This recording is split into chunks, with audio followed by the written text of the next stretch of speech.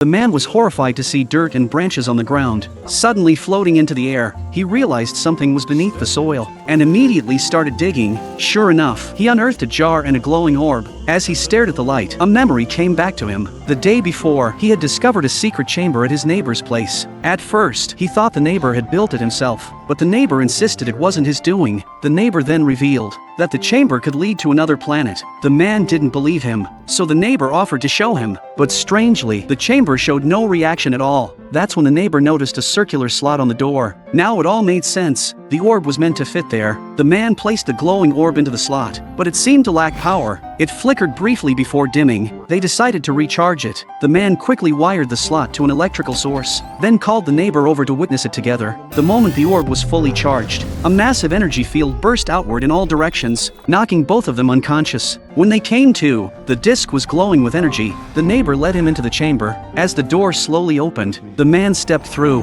and to his amazement, he was on another planet. He looked at the hatch leading outside, and longed to explore. The neighbor encouraged him. In fact, he had already prepared spacesuits. Once suited up, the man stepped through the hatch, but he wasn't content with just the area outside the room. He wanted to go further. The neighbor agreed, watching enviously as the man set out. Suddenly, the man shouted in surprise. In the distance, he had spotted a sofa. But how could something like that exist on an alien world? Ignoring the neighbor's warning not to rush, the man went to investigate anyway. A sense of dread filled the neighbor. Moments later, the man's screams echoed through the walkie-talkie. The neighbor frantically called back, but there was no response.